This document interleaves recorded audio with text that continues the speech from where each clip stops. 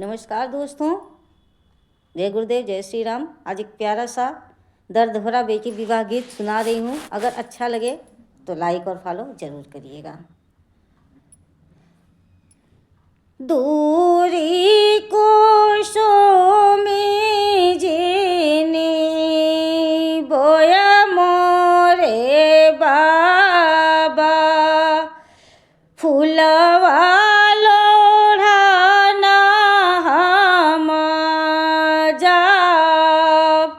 दूरी कुसुम जीने बोया मोरे बाबा, फूलवा लोढ़ाना हम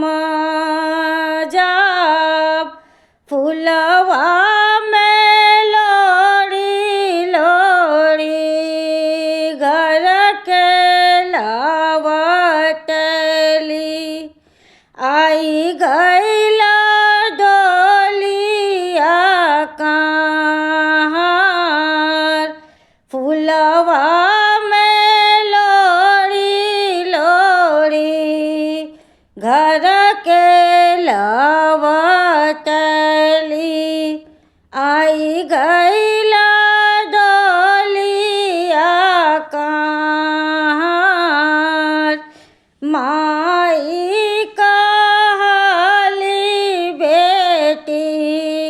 नागीचा बिया बाबा कहले 10 कोस, माई कहली बेटी नागीचा बिया बाबा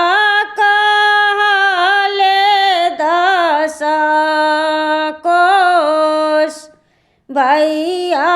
कहले बहिनी काशी बियाहब, नीति उठी गंगा नहाय, भैया कहले बहिनी काशी बियाहब, नीति उठी गंगा नहाय, राम रसोइया से भौजी जे बोले, सुन स्वामी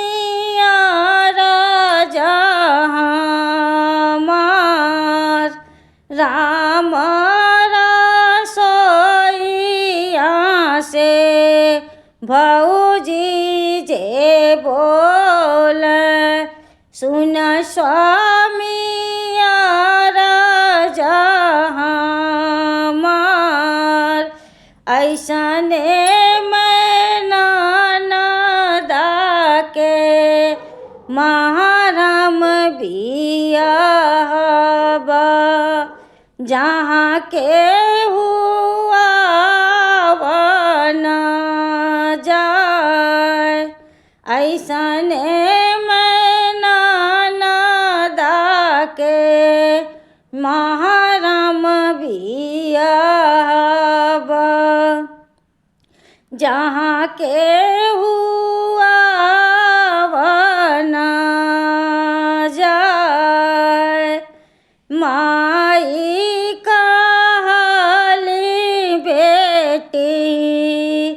परसो बोलाइबा, बाबा कहले 6 मास, माई कहली बेटी परसो बोलाइबा, बाबा कहले 6 मास, भैया कहले बहिनी काजे परोजने भौजी कहली कवन काम भैया कहले बहिनी काजे परोजने भौजी कहली कवन काम बाबा जे देहले नव मन सोनवा माई जे लहंगा पटोर बाबा जे दिहले नव मन सोनवा माई जे लहंगा पटोर बाबा का सोनवा